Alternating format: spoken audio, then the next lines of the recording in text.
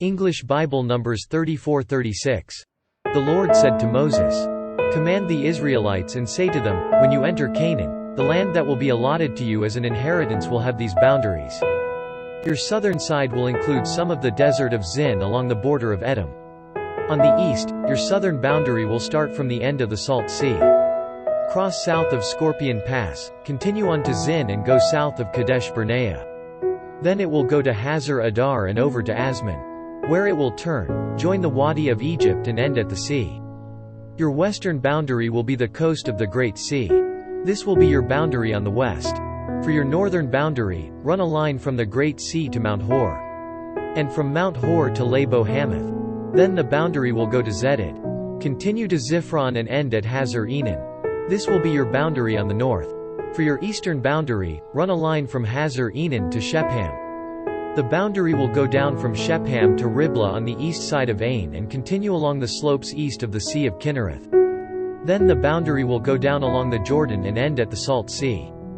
This will be your land, with its boundaries on every side."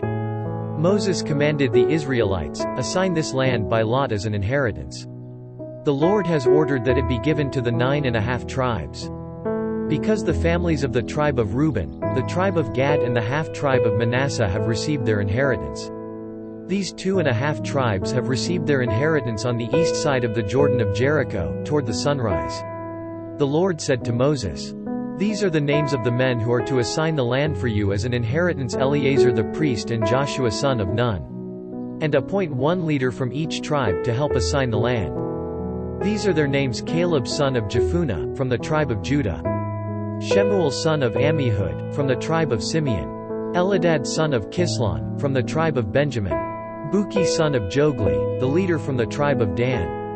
Haniel son of Ephod, the leader from the tribe of Manasseh son of Joseph.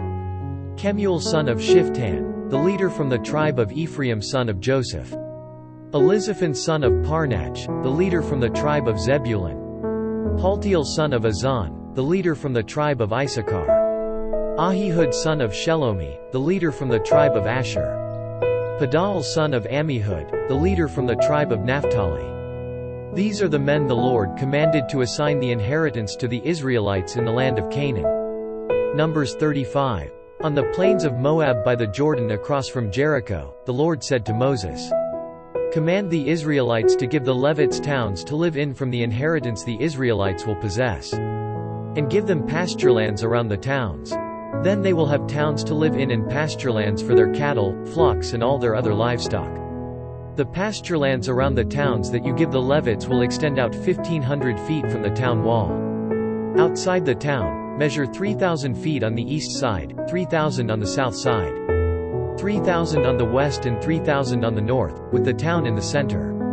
They will have this area as pastureland for the towns. 6 of the towns you give the Levites will be cities of refuge, to which a person who has killed someone may flee. In addition, give them 42 other towns. In all you must give the Levites 48 towns, together with their pasturelands. The towns you give the Levites from the land the Israelites possess are to be given in proportion to the inheritance of each tribe. Take many towns from a tribe that has many, but few from one that has few." Then the Lord said to Moses, "Speak to the Israelites and say to them, when you cross the Jordan into Canaan, select some towns to be your cities of refuge, to which a person who has killed someone accidentally may flee. They will be places of refuge from the avenger, so that a person accused of murder may not die before he stands trial before the assembly. These 6 towns you give will be your cities of refuge. Give 3 on this side of the Jordan and 3 in Canaan as cities of refuge. These 6 towns will be a place of refuge for Israelites, aliens and any other people living among them, so that anyone who has killed another accidentally can flee there. If a man strikes someone with an iron object so that he dies, he is a murderer, the murderer shall be put to death.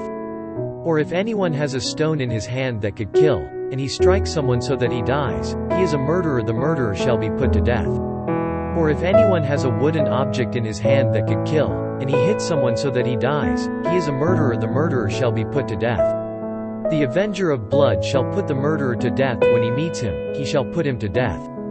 If anyone with malice aforethought shoves another or throws something at him intentionally so that he dies, Or if in hostility he hits him with his fist so that he dies, that person shall be put to death, he is a murderer. The avenger of blood shall put the murderer to death when he meets him. But if without hostility someone suddenly shoves another or throws something at him unintentionally, or, without seeing him, drops a stone on him that could kill him, and he dies, then since he was not his enemy and he did not intend to harm him, the assembly must judge between him and the avenger of blood according to these regulations. The assembly must protect the one accused of murder from the avenger of blood and send him back to the city of refuge to which he fled. He must stay there until the death of the high priest, who was anointed with the holy oil.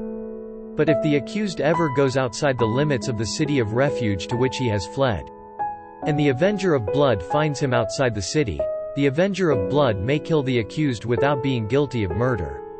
The accused must stay in his city of refuge until the death of the high priest. Only after the death of the high priest may he return to his own property.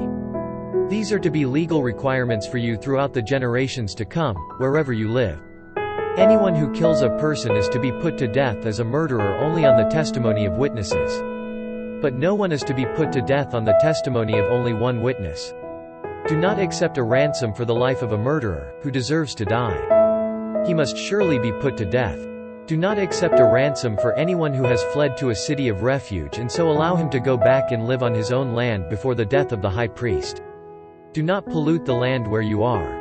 Bloodshed pollutes the land, and atonement cannot be made for the land on which blood has been shed, except by the blood of the one who shed it. Do not defile the land where you live and where I dwell, for I, the Lord, dwell among the Israelites. Numbers 36. The family heads of the clan of Gilead son of Machir, the son of Manasseh, who were from the clans of the descendants of Joseph, came and spoke before Moses and the leaders, the heads of the Israelite families. They said, "When the Lord commanded my Lord to give the land as an inheritance to the Israelites by lot, He ordered you to give the inheritance of our brother Zelophehad to his daughters. Now suppose they marry men from other Israelite tribes. Then their inheritance will be taken from our ancestral inheritance and added to that of the tribe they marry into. And so part of the inheritance allotted to us will be taken away. When the year of Jubilee for the Israelites comes, their inheritance will be added to that of the tribe into which they marry.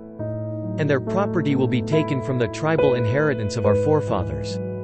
Then at the Lord's command Moses gave this order to the Israelites, "What the tribe of the descendants of Joseph is saying is right. This is what the Lord commands for Zelophehad's daughters: they may marry anyone they please as long as they marry within the tribal clan of their father. No inheritance in Israel is to pass from tribe to tribe, for every Israelite shall keep the tribal land inherited from his forefathers. Every daughter who inherits land in any Israelite tribe must marry someone in her father's tribal clan, so that every Israelite will possess the inheritance of his fathers. No inheritance may pass from tribe to tribe, for each Israelite tribe is to keep the land it inherits." So Zelophehad's daughters did as the Lord commanded Moses. Zelophehad's daughters, Mahlah, Tirzah, Hoglah, Milcah and Noah, married their cousins on their father's side. They married within the clans of the descendants of Manasseh son of Joseph, and their inheritance remained in their father's clan and tribe.